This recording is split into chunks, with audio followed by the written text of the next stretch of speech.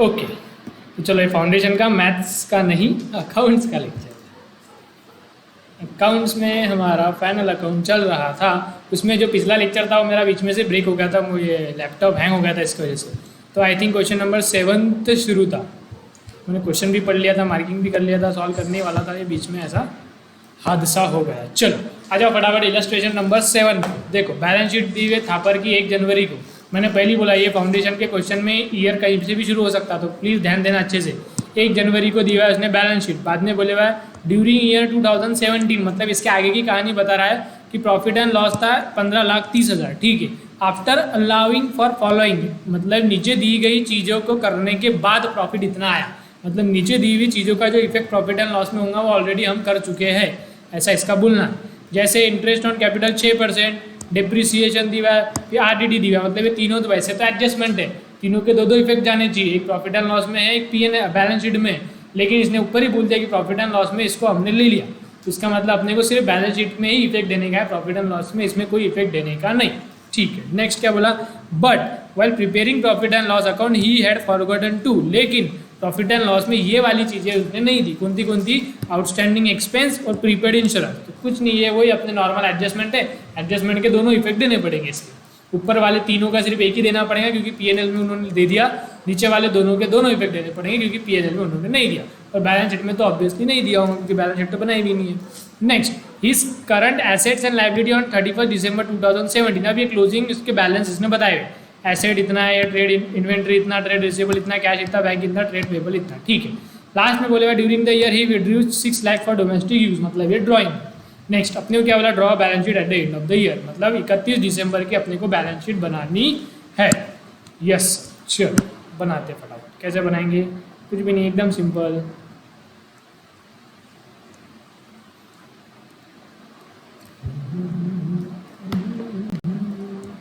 चलो बनाओ balance sheet. देखो सबसे पहले तो क्या करता मैं, बनाया बैलेंस शीट, अब आपने अच्छे से बना लेना इसको, ठीक है। देखो बेटा क्या करो, पहले तो आ जाओ डायरेक्टली इस पे, जो उसने बैलेंस शीट के डायरेक्ट आइटम बताए हुए ना, वैल्यू डायरेक्ट दी हुई, कोई एडजस्टमेंट नहीं, तो डायरेक्ट उठा के पहले ये आइटम लिख दो। इन्वेंट्री कितना है, 14,50,000। इन्वेंट्री कहाँ लिखेंगे सर, बैलेंस शीट के एसेट साइड में लिखेंगे, बैलेंस शीट के एसेट साइड में लिखेंगे, क्या लिखेंगे, इन्वेंट्री। कितनी है इन्वेंट्री, नीचे दी हुई 14,50,000, तो लिख देंगे 14,50,000। Okay sir. Next, trade receivable 20 lakh, लिख देंगे trade receivable 20 lakh. Trade receivable मतलब बेटा डेटर चाहिए, ठीक है, लेकिन इसमें एडजस्टमेंट है RDD, आपको याद होगा तो देखो तीसरे नंबर की एडजस्टमेंट है RDD, तो एडजस्टमेंट है इसलिए 20 लाख को इनर कॉलम में लिखना पड़ेगा, ठीक है, 20 लाख को इनर कॉलम में लिख दें। नेक्स्ट है sir cash at bank 10,35,000, sir ये एसेट साइड में जाएगा 10,35,000, ठीक है, तो बैंक 10,35,000। नेक्स्ट है कैश, कैश कितना दिया है, कैश नहीं दिया है क्या, ठीक है। ट्रेड पेएबल दिया है 11,40,000, ट्रेड पेएबल लायबिलिटी है तो लायबिलिटी साइड में लिखेंगे, ट्रेड पेएबल 11,40,000, ओके, ठीक है। तो ये सारे अपने एडजस्टमेंट ये वाली हो गई, इसमें डायरेक्ट वैल्यू दी हुई थी, डायरेक्ट वैल्यू अपन ने पुट कर दी, खत्म। अब इसने क्या बोलेगा, देखो during the year he withdrew 6 lakh for domestic use, withdraw किया, तब तो पहले आ जाओ बैलेंस शीट में एक एक आइटम दिखेंगे अपन। देखो ट्रेड पेएबल का तो बैलेंस दिया था तो ये अपन ने लिख लिया, ठीक है। प्लांट एंड मशीनरी और ये बाकी है, इसमें डिप्रिसिएशन लगा के अपने को लिखना पड़ेगा, ये भी वैल्यू दी हुई थी, ये भी वैल्यू दी हुई थी, ये भी वैल्यू दी हुई थी। एक्सपेंस पेएबल नहीं दिया था तो हो सकता खत्म हो गया, लेकिन कि मतलब अपने को सिर्फ ये 2 आइटम अभी इसमें बचे हुए हैं और एक कैपिटल तो लेना ही पड़ता ना, तो सिर्फ बैलेंस शीट, पुरानी बैलेंस शीट के 3 ही आइटम अभी अपने को यहाँ लेने के बाकी है। एसेट्स, क्योंकि एसेट में डिप्रिसिएशन लगाएंगे फिर लेंगे, और कैपिटल भी लेने का, तो लो पहले कैपिटल ले लो। कैपिटल कितना आएगा, कैपिटल 50 लाख, इनर कॉलम में लिखेंगे 50 लाख। नेक्स्ट बेटा ये एसेट्स, एसेट्स लिख लो, plant and machinery 30 lakh inner column में, क्योंकि उस पर डिप्रिसिएशन आएगा। Then furniture and fixtures 3 lakh, इसको भी इनर कॉलम में क्योंकि इस पर भी डिप्रिसिएशन आएगा, ठीक है। तो पुरानी बैलेंस शीट भी खत्म हो गई। सर एक्सपेंस पेएबल का क्या करना, नए बैलेंस शीट में बेटा बैलेंस दी हुआ है कि यहाँ पे नहीं, तो लेने का ही नहीं, पूरा छोड़ देने का, हो सकता खत्म हो गया बीच में, सर फिर एसेट भी तो खत्म हो सकते थे। नहीं बेटा, एसेट खत्म नहीं होंगे, एसेट इतनी जल्दी खत्म होती है, एसेट में डिप्रिसिएशन वगैरह बोले हुआ है। तो इसलिए पुरानी बैलेंस शीट में से एसेट और एक कैपिटल, ये तीन चीज़ें लिए हमने, एक्सपेंस पेबल लिया है, कुछ बोलेगा नहीं। ठीक है, नेक्स्ट एक एक करके आएंगे। प्रॉफिट कितना बोले हुआ है? 15,30,000, लेकिन इसमें ये दो एडजस्टमेंट करनी बाकी है, प्रीपेड और ये वाली। इसका मतलब ये जो प्रॉफिट है 15,30,000, एक करेक्ट प्रॉफिट है क्या? नहीं। तो इसका मतलब अपने को बेटा वर्किंग नोट बना के करेक्ट प्रॉफिट निकालना होगा।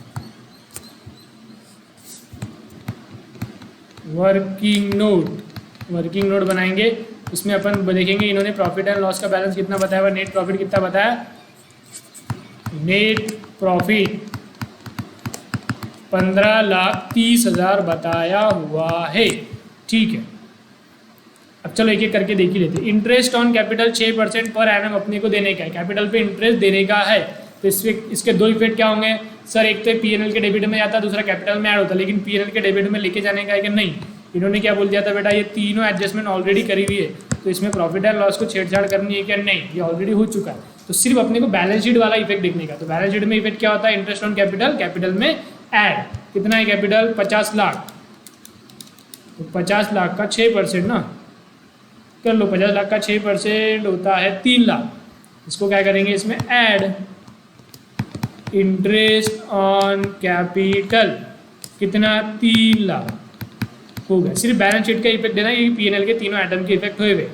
Next, depreciate 10% plant and machinery, plant and machinery से 10% डिप्रिसिएशन। तो क्या करेंगे इसमें से? Less depreciation eight 10%। 30 लाख का 10% होता है 3 लाख। तो हमारी प्लांट एंड मशीनरी कितने की हो जाएंगी बेटा? 2,27,000। ठीक है,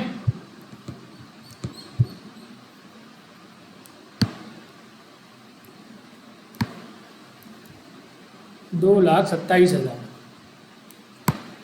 अगला क्या है? फर्नीचर का कितना बोला? आप देखो पीएनएल में इफेक्ट को ये देने की जरूरत नहीं है, क्योंकि पीएनएल में ऑलरेडी हो चुका है। ठीक है, नेक्स्ट,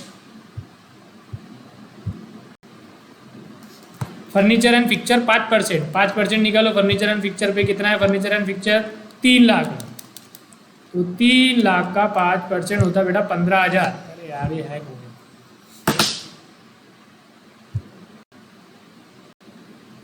हम्म,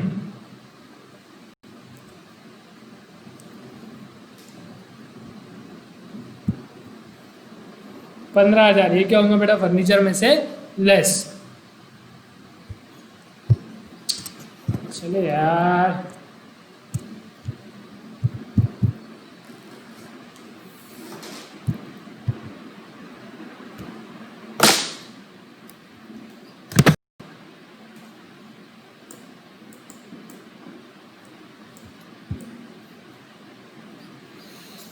कल भी ऐसी हुआ था।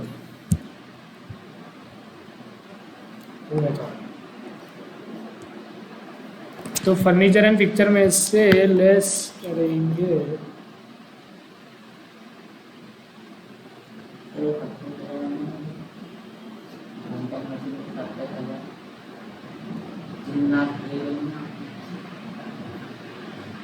हाँ सही 27,000।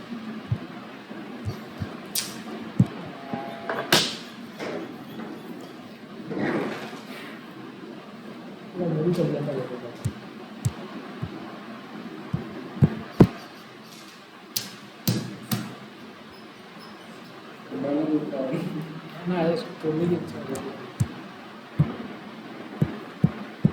चल भाई।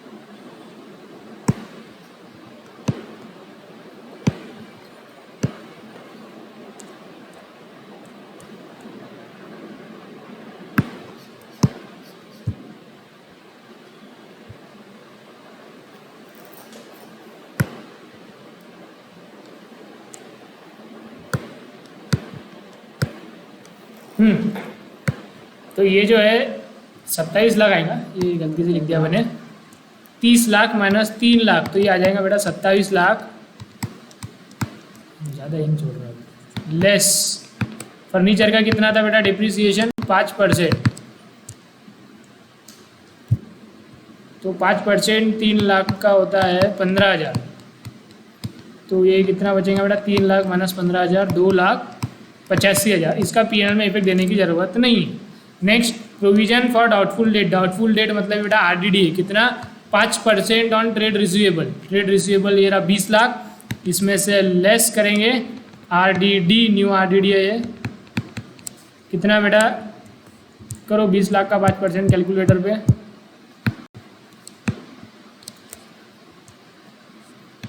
न्यू आरडीडी 20 लाख का 10% 2 लाख, 2 लाख का आधा 1 लाख, तो 1 लाख आरडीडी के माइनस हो जाएंगे, तो ट्रेड रिसीवेबल हो जाएगा बेटा हमारा 19 lakh 19 lakhs. Okay yes, next ये तीनों हो गए,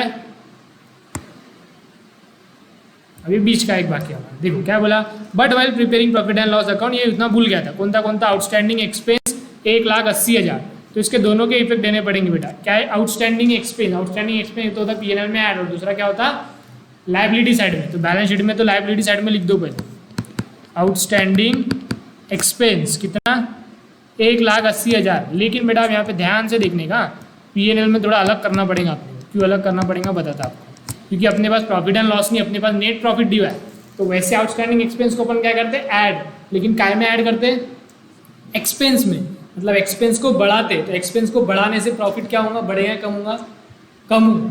आउटस्टैंडिंग एक्सपेंस का वैसे तो एडजस्टमेंट अपन एक्सपेंस में ऐड करते, लेकिन एक्सपेंस में ऐड करने से प्रॉफिट पे क्या इफेक्ट होता, प्रॉफिट कम होता, तो अपने पास तो डायरेक्ट प्रॉफिट दिया है, तो अपने को प्रॉफिट पे अफेक्ट देखना पड़ेगा, तो प्रॉफिट पे तो अफेक्ट सर कम होता है, तो इसको यहाँ से कम करेंगे, लेस आउटस्टैंडिंग एक्सपेंस कितने से कम होगा, जितने का अमाउंट है 1,80,000, तो 1,80,000, ठीक है यस, ये इसके दोनों इफेक्ट मैंने दे दिए।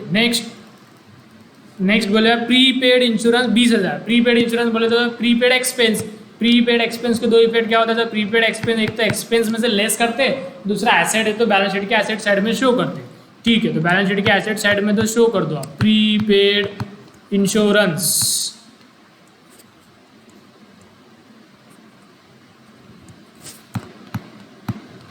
प्रीपेड इंश्योरेंस कितना बेटा 20,000, ठीक है, और दूसरा इफेक्ट क्या होगा देखो, वैसे तो प्रीपेड एक्सपेंस में से लेस करते, खर्चा कम करते, तो खर्चा कम करने से प्रॉफिट पे क्या असर होगा, खर्चा कम किया तो प्रॉफिट बढ़ेगा, तो इसलिए अपने को यहाँ पे ऐड करना पड़ रहा है। ये उल्टा क्यों हो जा रहा है बेटा, क्योंकि वो जो भी चीज़ करते हैं वो एक्सपेंस में करते हैं अपन, और ये एक्सपेंस नहीं है, ये नेट प्रॉफिट है, नेट प्रॉफिट और एक्सपेंस का इनवर्स रिलेशन है, एक्सपेंस ज़्यादा तो प्रॉफिट कम, एक्सपेंस कम तो प्रॉफिट ज़्यादा, इसलिए यहाँ पे रिवर्स प्रोसेस हो रही है। प्रीपेड इंश्योरेंस माइनस कर देंगे 20,000, सॉरी ऐड कर देंगे, तो हमारा करेक्ट प्रॉफिट कितना आ जाएगा बेटा, ये correct profit, correct net profit आएगा 15,30,000, 15,30,000 माइनस 1,80,000 प्लस 20,000, तो हमारा करेक्ट प्रॉफिट आ गया सर 13,70,000 नेट प्रॉफिट, और ये नेट प्रॉफिट कहाँ जाना चाहिए सर, ये नेट प्रॉफिट कैपिटल में ऐड करना चाहिए, ठीक है कर देंगे बैलेंस शीट में ऐड,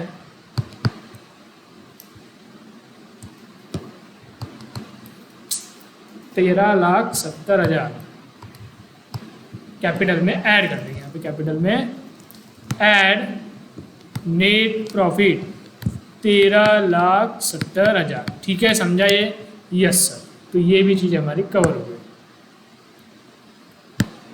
ठीक है ये तो कवर हो गई थी, बस एक लास्ट बचा ड्राइंग 6 लाख, ड्राइंग का क्या करते सर, सिंपल कैपिटल में से माइनस कर दो खत्म, ड्राइंग क्या करते लेस ड्राइंग 6 लाख, बस कैपिटल का बैलेंस निकालो, आउटर कॉलम में कितना आ रहा sir 50 lakh plus 3 lakh plus 13,70,000 minus 6 lakh, capital का सर करेक्ट बैलेंस जो है वो आ रहा है 60,70,000, ठीक है, बस अब बैलेंस शीट की टोटल कर दो खत्म क्वेश्चन,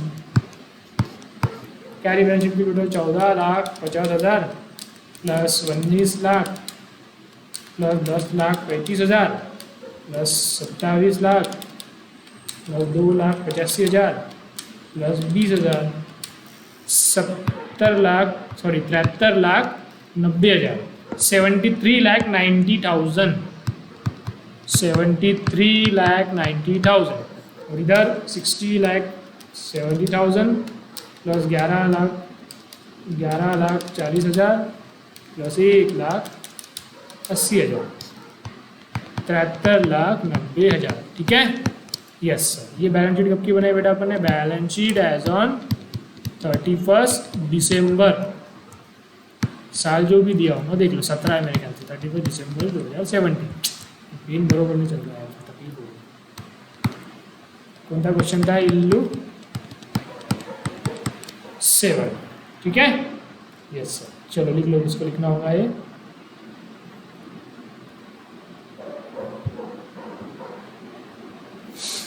ठीक है, यस सर। चलो इलस्ट्रेशन 7 हो गया। देन इलस्ट्रेशन 8 देखो, वही दिया इन्होंने।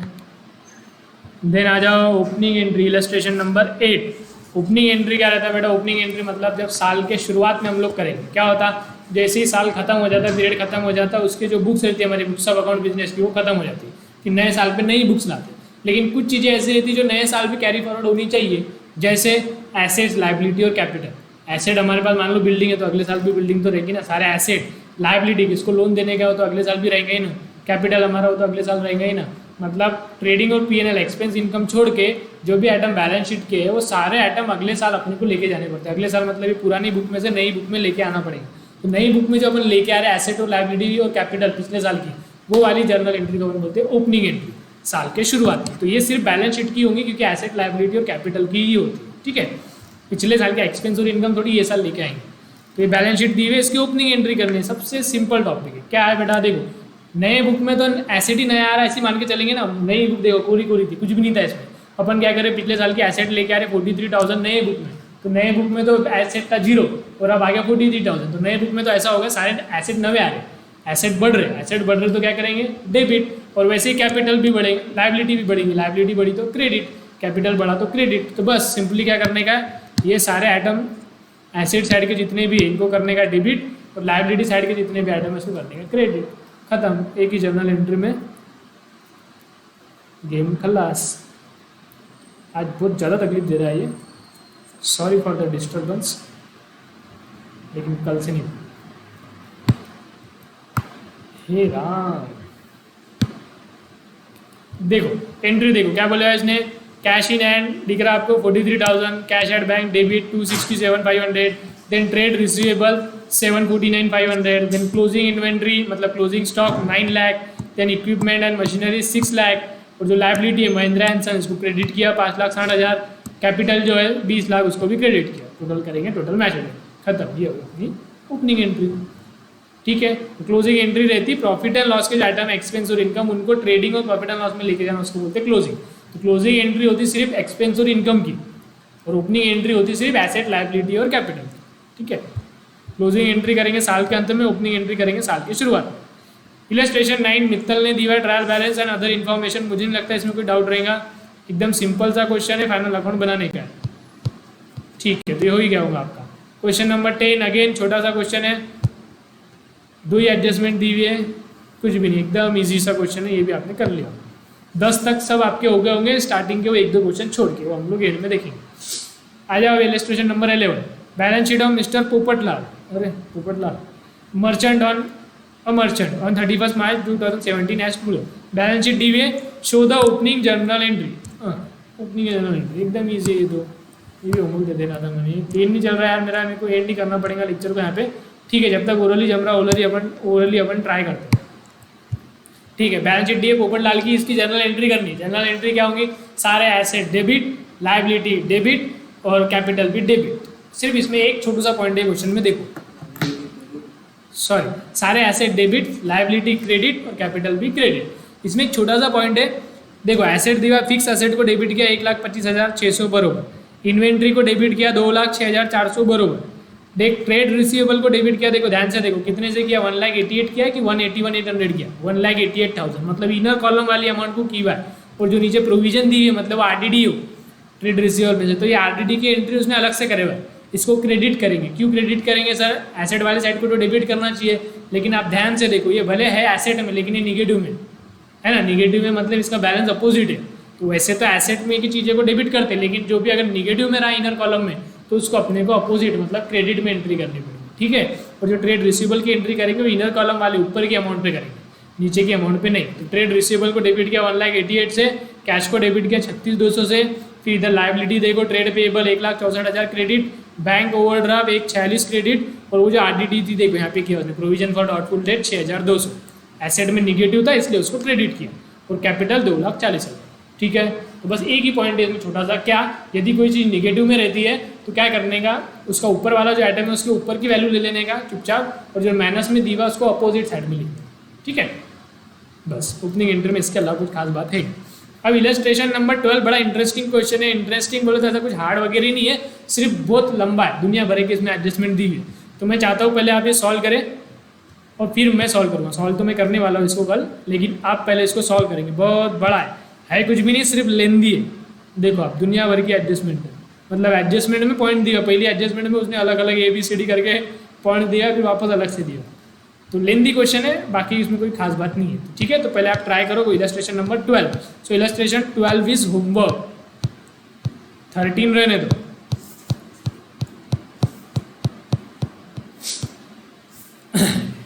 आ जाओ multiple choice question, test your knowledge, देखते हैं आपका नॉलेज कैसा है।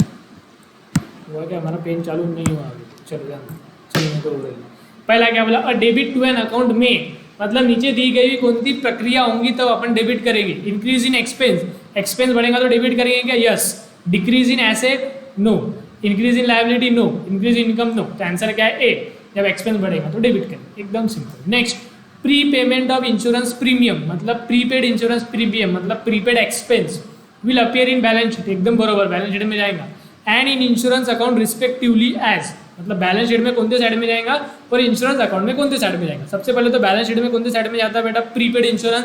प्रीपेड इंश्योरेंस सर एसेट है, एसेट है तो बैलेंस शीट के एसेट साइड में जाना चाहिए। देखो एसेट वाला ऑप्शन है बी और सी, ए और डी तो ऑप्शन कट गया, बी और सी में से एक आंसर। दूसरा क्या बोला इसने? Prepaid insurance. बेटा प्रीपेड इंश्योरेंस में क्या होगा बताओ, क्या होगा इंश्योरेंस में? अपन क्या करते हैं, थोड़ा सा याद करो, क्या याद करेंगे? प्रीपेड रहा तो क्या करते हैं सर? प्रीपेड यदि रहा तो अपन एक्सपेंस में से लेस करते हैं, याद है क्या? एक्सपेंस में से लेस करने का है, मतलब एक्सपेंस को कम करने का है। एक्सपेंस को कम करना तो डेबिट या क्रेडिट? क्रेडिट। इसके लिए इसका आंसर क्या आएगा? बैलेंस शीट में एसेट साइड में और इंश्योरेंस अकाउंट में क्रेडिट साइड, तो इसका आंसर आएगा सी। ठीक है, समझा? यस, ये एडजस्टमेंट से रिलेटेड है, दोनों एडजस्टमेंट याद करने का और इसका आंसर देने का। Next, gross profit is the difference between, gross profit कायमे का डिफरेंस, सेल और परचेज का डिफरेंस निकाल तो ग्रॉस प्रॉफिट आ जाता क्या? नहीं, बाकी भी तो चीज़ें रहती भैया। सेल और एक्सपेंस का करें तो हो जाएगा क्या? टोटल एक्सपेंस नहीं, टोटल एक्सपेंस कर लिया तो बेटा वो तो सिर्फ अपने को डायरेक्ट एक्सपेंस करने के, टोटल एक्सपेंस तो P&L के भी एक्सपेंस आ गए होंगे, तो वो भी नहीं। सेल्स और लायबिलिटी कोई लेना देना ही नहीं है, तो बचा कौन सा ऑप्शन बेटा? बी, सेल और कॉस्ट ऑफ सेल। अभी अपना टॉपिक पढ़ना बाकी, जो पहला अपन ने टॉपिक छोड़ा कॉस्ट ऑफ गुड्स सोल्ड, उससे रिलेटेड है। अभी का आंसर टिक कर लो बी, इसको अपन समझेंगे बाद में। Next, payment made to creditor subject to cash discount, आपने क्रेडिटर को पेमेंट दिया और उसको आपको कैश डिस्काउंट मिलेगा, तो क्या क्या चीज़ें होंगी? रिड्यूस लायबिलिटी, आपने क्रेडिटर को पेमेंट दिया तो क्रेडिटर का बैलेंस बेटा कम करना पड़ेगा। क्रेडिटर क्या है? लायबिलिटी है, तो जाहिर सी बात है लायबिलिटी कम होंगी, तो रिड्यूस लायबिलिटी बरोबर है। देखो reduce liability, reduce liability, reduce liability, C option छोड़ के बचे हुए तीनों ऑप्शन अभी जिंदा है। नेक्स्ट क्या होगा? एसेट भी बोले, एसेट का क्या होगा बताओ बोला, एसेट का क्या लेना देना है? अरे भैया पेमेंट करोगे, क्रेडिटर को पेमेंट कर रहे, इसका मतलब कैश में दिया होगा ना पेमेंट, या तो बैंक में दिया होगा, तो पेमेंट दिया तो कैश या बैंक भी तो कम होगा भैया, समझा क्या? क्रेडिटर को पैसे देंगे तो क्रेडिटर का बैलेंस तो कम होना ही है, लेकिन पैसे देंगे, कैश देंगे या बैंक देंगे तो अपना कैश बैलेंस, बैंक बैलेंस भी तो कम होगा। कैश बैलेंस, बैंक बैलेंस क्या रहता? एसेट रहता। इसका मतलब क्रेडिटर को पेमेंट दिए तो लायबिलिटी तो कम होती है, लेकिन साथ में दूसरा एसेट भी कम होता, तो reduce in liability, reduce in asset. देखो अभी भी दो ऑप्शन जिंदा है, ए और डी, दोनों में रिड्यूस इन लायबिलिटी है, रिड्यूस इन एसेट है, ठीक है, तो बीच के दो ऑप्शन कट गए। आखिरी वाली चीज़ बोला उसने, एक्सपेंस में ऐड करेंगे या एक्सपेंस को डिक्रीज करेंगे। अपन ने पेमेंट किया तो अपने को डिस्काउंट बेटा मिलेगा, डिस्काउंट मिलेगा तो हमारे लिए क्या है? इनकम, या तो इनकम है या तो एक्सपेंस को कम करो। इनकम का ऑप्शन ही नहीं दिया इन्होंने, लेकिन क्या बोलेगा? डिक्रीज द एक्सपेंस, तो अपन ऐसा भी बोल सकते हैं ना, इनकम बढ़ाओ या खर्चा कम कर दो, इफेक्ट एक ही रहेगा। बरोबर नहीं हो, चाहो तो ऑप्शन भी एक्यूरेट नहीं है, वहाँ एक्यूरेटली होना चाहिए था कि इंक्रीज द इनकम।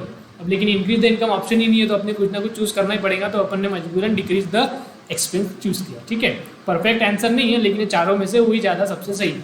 तो ऑप्शन है इसका बेटा डी, लाइबिलिटी भी कम होंगी, एसेट भी कम होगा और एक्सपेंस भी कम होगा, all three will be reduce.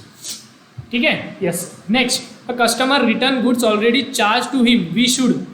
Customer है मतलब अपन ने सेल किया था उसको, उसने उसका गुड्स वापस दे दिया, तो अपन उसके अकाउंट को क्या करेंगे? Debit is account, credit is account, no entry, none of this. ध्यान से देखो बेटा, आपने किसी को सेल किया था, तो आपने बोला होगा मेरे को इससे पैसे लेने। मान लो क्रेडिट में सेल किया राम को, तो जर्नल एंट्री क्या होंगी? Ram account debit to sale, बरोबर, Ram account debit to sale 20,000। अब उसने आपको 5,000 के गुड्स वापस दे दिए, क्या जर्नल एंट्री करेंगे? एक तो सेल्स रिटर्न है, तो sales return account debit. Credit किसको करेंगे? अब अपन ने पहले एंट्री में क्या दिखा? राम से 20,000 लेना है, लेकिन राम यदि 5,000 के गुड्स वापस दे देगा तो 20,000 देगा क्या वो?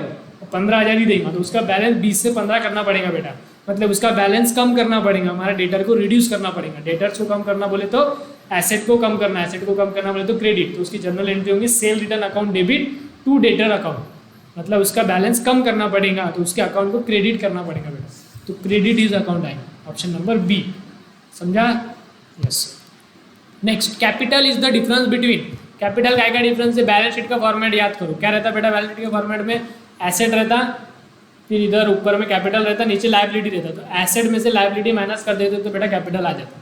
ठीक है, ये अकाउंटिंग इक्वेशन अपन ने स्टार्टिंग में देखा था वैसे भी, equity plus liability equal to asset, तो लायबिलिटी को उधर शिफ्ट कर देंगे तो equity is equal to asset minus liability. तो किसका डिफरेंस है बेटा? एसेट और लायबिलिटी का डिफरेंस यदि हम निकालते हैं तो आ जाता है कैपिटल। टोटल एसेट और टोटल लायबिलिटी की साइड नहीं बेटा, लायबिलिटी मतलब लायबिलिटी, कैपिटल छोड़ के टोटल देखेंगे तो बैलेंस शीट में एसेट की टोटल और लायबिलिटी की टोटल सेम ही रहेंगे, तो जीरो आ जाएंगे। Liability means only liability excluding capital. Yes. Next, capital of sole trader would change as a result of, मतलब यदि कोई सोल ट्रेडर है, मतलब जो ओनर है हमारा, उसका कैपिटल ये कौन सी चीज़ों में से कब चेंज होगा, कैपिटल में मतलब अफेक्ट कब करेंगे? ठीक है, देखते हैं। Creditor being paid is account by cheque, मतलब क्रेडिटर को अपन ने पेमेंट किया चेक से, तो इसका कैपिटल पे कुछ अफेक्ट रहेगा क्या? जर्नल एंट्री बताओ क्या होगी? पेमेंट किया क्रेडिटर को चेक से, तो बैंक बैलेंस कम होगा, क्रेडिटर कम होगा, क्रेडिटर कम होगा तो डेबिट, बैंक बैलेंस कम होगा तो क्रेडिट, तो creditor account debit to bank balance, कहीं पे कैपिटल अफेक्ट हो रहा है क्या? नहीं। Next, raw material being purchased on credit, raw material उधारी में खरीदा, क्या एंट्री होंगी? Purchase account debit to party का नाम, कैपिटल अफेक्ट हो रहा है क्या? नहीं। फिक्स एसेट परचेस किया, क्या एंट्री होंगी? Fix asset account debit to जो भी पार्टी रहेगी। Next, wages being paid in cash, wages pay किया कैश में, क्या एंट्री होंगी? Wages account debit to cash, इसमें कैपिटल अफेक्ट होगा क्या? होगा। कैसे होगा? वैसे ऑप्शन बी में भी कैपिटल अफेक्ट होगा। क्यों? देखो मैं आपको बताता हूँ। ऑप्शन बी में क्या बोला बेटा? उसने रॉ मटेरियल खरीदा मतलब परचेस किया, अब उसने परचेस किया तो क्या होगा? परचेस बढ़ेगा, परचेस बढ़ेगा तो क्या होगा? ग्रॉस प्रॉफिट कम होगा, ग्रॉस प्रॉफिट कम होगा तो क्या होगा? नेट प्रॉफिट कम होगा, नेट प्रॉफिट कम होगा तो अल्टीमेटली क्या होगा? कैपिटल कम होगा, क्योंकि नेट प्रॉफिट कैपिटल में जाता है। और वेजेस भी आपने पे किया, तो वेजेस पे किया मतलब खर्चा किया, खर्चा किया तो ग्रॉस प्रॉफिट कम होगा, ग्रॉस प्रॉफिट कम होगा तो नेट प्रॉफिट कम होगा, नेट प्रॉफिट कम होगा तो कैपिटल कम होगा। मतलब डायरेक्टली तो नहीं, लेकिन इनडायरेक्टली अफेक्ट करता है। कोई भी खर्चा करेंगे, खर्चा या इनकम यदि हो रहा तो कैपिटल को अफेक्ट करेगा। क्यों? क्योंकि खर्चा या इनकम अफेक्ट होंगी तो उससे नेट प्रॉफिट अफेक्ट होगा, नेट प्रॉफिट से अल्टीमेटली कैपिटल भी अफेक्ट होगा। एसेट और लायबिलिटी में कोई बदलाव आ रहा तो उससे कैपिटल का कोई लेना देना नहीं रहेगा। कैपिटल में अपन क्या ऐड करते हैं आखिर में? Net profit. तो नेट प्रॉफिट काय की वजह से आता? इनकम और एक्सपेंस है। तो यदि इनकम और एक्सपेंस में कुछ बदलाव हुआ तो नेट प्रॉफिट में बदलाव होगा, नेट प्रॉफिट में बदलाव हुआ तो कैपिटल में भी अल्टीमेटली बदलाव होना ही। तो इसके दो ऑप्शन मुझे लग रहे हैं, बी और डी। ठीक है, क्या दिया है नीचे? कौन सा क्वेश्चन? क्वेश्चन नंबर कौन सा है? डी बोलेगा वैसे तो, लेकिन मेरे हिसाब से तो बी भी आना चाहिए। ठीक है, देखते हैं बी और डी आप दोनों की टिक करो। Next, a decrease in the provision for doubtful debt will result in, decrease in provision for doubtful debt, doubtful मतलब बेटा आरडीडी, आरडीडी को कम करना, तो उससे क्या होगा? आरडीडी कम करने से लायबिलिटी बढ़ेगी क्या? सर आरडीडी और लायबिलिटी का कोई लेना देना नहीं है दूर दूर तक। Next decrease in working capital, sir ये क्या हमको मालूम ही नहीं है, ठीक है। Increase in net profit, profit बढ़ेगा क्या, सोचो ध्यान से सोचो क्या करना है बेटा, आरडीडी कम करना है। और ध्यान से देखो आरडीडी कम करना है तो आरडीडी, पहली बात तो ये बताओ आरडीडी कम करना फायदे वाली बात है कि नुकसान वाली बात है। आरडीडी बढ़ाना, आरडीडी मतलब डाउटफुल लो, मतलब अपने को डाउटफुल ज़्यादा लोगों पे आ रहा है कि इन पे ज़्यादा अपने को डाउट आ रहा है तो ज़्यादा मतलब बैड डे होने की संभावना है। तो आरडीडी बढ़ाना हमारे लिए नुकसान है, तो आरडीडी कम करना हमारे लिए फायदे वाली बात है। फायदे वाली बात है तो क्या होगा, हमारा नेट प्रॉफिट बढ़ेगा, ठीक है, तो हमारा नेट प्रॉफिट इंक्रीज होगा। Next, a company wishes to earn 20% profit margin on selling price, which of the following is the profit markup on cost will achieve the required profit margin. ये solve ही करना पड़ेगा बेटा, और ये pen तो चल नहीं रहा है तो ये अपन कल करेंगे। चल गया पेन, देखते, लेकिन कुछ गारंटी नहीं इसका कब तक चलेगा, देखते चला जब तक चल गया। क्या बोला बेटा यहाँ पे, company wishes to earn 20% profit margin on selling price. तो सबसे पहले तो अपना फॉर्मेट लिख लो, क्या, सेलिंग प्राइस माइनस प्रॉफिट तो इक्वल टू क्या आएगा, बाद में अपने को कॉस्ट मिलेगी। तो सेलिंग प्राइस यदि 100 है और 20% प्रॉफिट मार्जिन सेलिंग प्राइस पे, तो मतलब प्रॉफिट कितना आएगा 20, तो कॉस्ट कितना आएगा बेटा 80, ठीक है। अब क्या पूछा कि कितना प्रॉफिट होगा वो कॉस्ट के ऊपर, मतलब कॉस्ट पे कितना परसेंटेज प्रॉफिट आ रहा है ये पूछ रहा हूँ। तो कॉस्ट कितनी है 80, प्रॉफिट कितना है 20, तो कॉस्ट का कितना परसेंटेज प्रॉफिट निकालो, कैसे निकालते प्रॉफिट 20/80 इंटू 100 परसेंटेज निकालने का। अरे 20 रुपये उसने बोला सेलिंग प्राइस पे, तो अपन ने उससे कॉस्ट निकाल लिया 80, तो यही प्रॉफिट बोले कॉस्ट का कितना परसेंट है, तो निकालते कितना आएगा, देखो 1 जा 4 जा 1 जा 25 जा, तो कितना परसेंट आया बेटा 25%, ये रहा 25%। यदि कोई चीज़ का प्रॉफिट मार्जिन सेलिंग प्राइस पे 20% है तो कॉस्ट पे वो कितना आता 25%, समझा गया पक्का, yes. Next, if sales is 2000, rate of gross profit on cost of goods sold is 25, then cost of goods sold will be, okay, उस वैसा ही क्वेश्चन है जैसा अभी अपन ने किया। देखो क्या बोला, सेलिंग प्राइस डायरेक्ट इसने दी हुई है बेटा, सॉरी अपन ने क्या करने का, मैंने आपको पहले बताया, जब जिसका प्रॉफिट दिया रहता है उसको अपन ने 100 मानने का, प्रॉफिट किसका दिया है 25% कॉस्ट का दिया है, ठीक है। तो अपन क्या करेंगे बेटा, कॉस्ट पहले लिखेंगे और कॉस्ट को क्या मानेंगे बेटा 100, क्योंकि कॉस्ट पे परसेंटेज दिया था तो उस पर परसेंटेज लगाना ईजी रहता।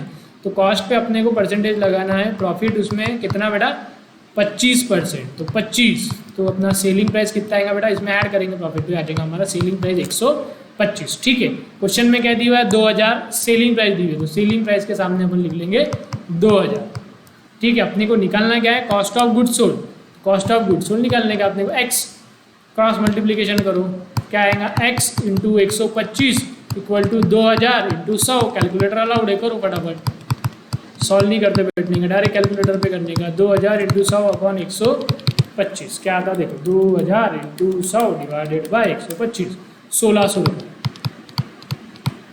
ठीक है, यस सर। आप यदि इसको वापस भी सॉल्व करके देखेंगे क्या बोले भाई, 1600 का 25%, तो 1600 पे 25% प्रॉफिट मार्जिन ऐड करेंगे तो 2000 आंसर आ रहा है, ठीक है, यस सर।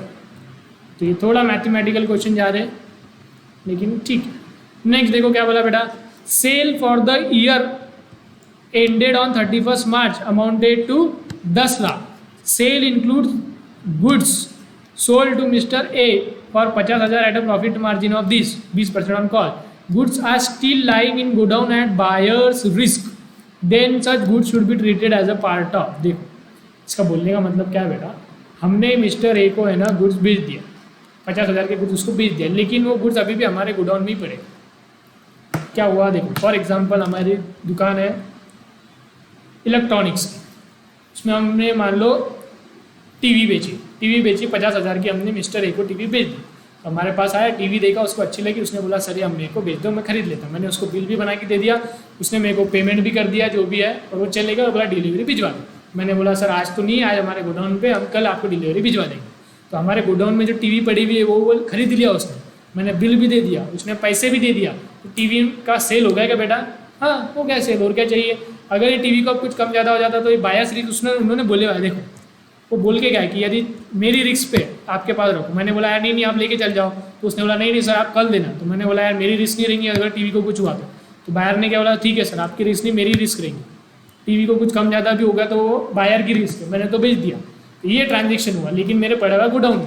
अब आप बताओ जो मेरे गोडाउन में उसकी टीवी पड़ी हुई मैं उसको सेल मानूँ कि उसको क्लोजिंग स्टॉक में लूँ? सेल मानूंगा ना भाई, सब हो गया, बिल भी दे दिया, पैसा भी दे दिया, रिस्क भी ट्रांसफर कर दिया, टाइटल भी ट्रांसफर कर दिया। आपको लॉ में आएगा अभी सेल ऑफ गुड्स एक्ट में कि दो चीज़ें रहती है, ओनरशिप रहता है टाइटल ट्रांसफर करना, एक रहता पोजीशन ट्रांसफर करना। तो उसमें अपन ने पोजीशन तो ट्रांसफर नहीं किया लेकिन टाइटल उसको अपन ने ट्रांसफर कर दिया, तो ये हमारा बेटा सेल हो गया, तो अपन क्लोजिंग स्टॉक में नहीं लेंगे उसको क्योंकि अपन ने सारी चीज़ें कर ली और रिस्क भी उसका, ठीक है। तो ये ऐसी लॉजिकल क्वेश्चन था। Next, if sales revenue are 4 lakh, cost of goods sold is, ठीक है इसको भी पेंडिंग रखो, कॉस्ट ऑफ गुड्स सोल्ड हमारा देखना बाकी है, ठीक है। Yes sir, right short note तो ठीक है, कोई खास बात नहीं है। Practical question Ganguly, okay. तो ऊपर मैंने आपको दिया क्वेश्चन नंबर 12, इलस्ट्रेशन 12 होमवर्क है, प्रैक्टिकल प्रॉब्लम 1 होमवर्क है, 2 में बता देता आपको, देखो 2 में क्या बोले भाई, सेन गुप्ता एंड कंपनी, गुप्ता जी और company employs a team of 8 workers, कितने वर्कर है बेटा 8, who were paid 30,000 per month each in the year ending on 31 March 2015। 2015 दिसंबर तक 8 एम्प्लॉय थे जिनको हर एक व्यक्ति को 30,000 रुपये महीना पगार मिल रही थी। अगले साल क्या हुआ, at the start of 2016 company raise the salary by 10% और सैलरी हो गई 33,000 हर एक व्यक्ति, ठीक है। नेक्स्ट, ऑन जुलाई 1, 2016 मतलब बीच में 1 जुलाई बोले तो एग्जैक्ट बीच में, साल के 6 महीने के बीच बाद में क्या किया, 2 और लोगों को उन्होंने हायर किया जिनको सैलरी 21,000 पर मंथ, ठीक है। The work force are paid salary on the first working day of every month, 1 month in arrear, मतलब so that employ receive their salary of January on the first working day of February, मतलब 1 महीने का arrear में, मतलब जनवरी की salary मिलती है फरवरी की 1 तारीख को, मतलब अगले महीने की 1 तारीख को पेमेंट करते हैं, ठीक है। You are required to calculate amount of salary that would be charged to profit and loss account, amount of salary actually paid, ये देखो पेड को अंडरलाइन करो इसको, मतलब ये हमको पूछ रहा है कि कितनी पेड हुई, पेड अलग रहता है, प्रॉफिट एंड लॉस में अलग चीज जाती है, जरूरी नहीं जितनी पेड की उतनी प्रॉफिट एंड लॉस में जाएगी। और आखिरी में पूछा है आउटस्टैंडिंग कितनी रहेगी, ठीक है, एक एक करके देखते हैं।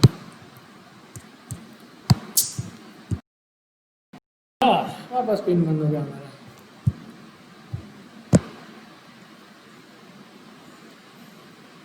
ठीक है। अभी कुछ ज़्यादा ही तकलीफ दे रहा है मेरे को, यहाँ पे एंड नहीं करना पड़ेगा। तो होमवर्क है आपका इलस्ट्रेशन 7, प्रैक्टिकल प्रॉब्लम 1 और नीचे प्रैक्टिकल प्रॉब्लम 3 भी इजी है। 3 क्वेश्चन होमवर्क है, इलस्ट्रेशन 7, PP1 और PP3, ठीक है। जितने भी क्वेश्चन बच रहे हैं मैं सारे कल के लेक्चर में कवर कर लूँगा, ओके। फिर कल हमारा ICI का हो जाएगा और फिर अगले दिन अपन जो हमारे नोट से क्वेश्चन बाकी थे एग्जाम से वो क्वेश्चन पर हम जंप करें, ठीक है। Okay, bye bye.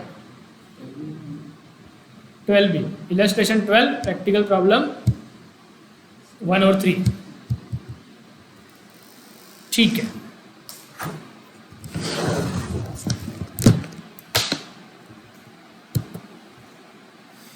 बहुत तकलीफ दे रहा है बहुत, और तुम्हारे टाइम भी तकलीफ देता है, दिन भर अच्छा चलता है। हमारा भाई रिकॉर्ड बन गया चालू है मतलब रिकॉर्डिंग, वही है यहाँ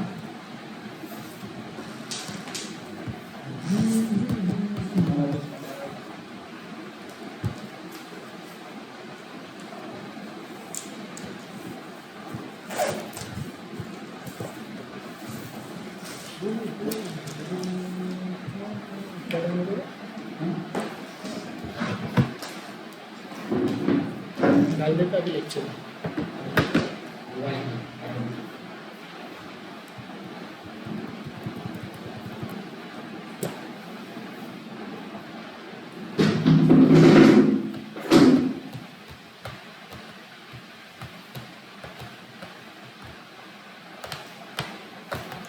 ये तीनों क्वेश्चन कर ले, होमवर्क वाले क्वेश्चन कर ले।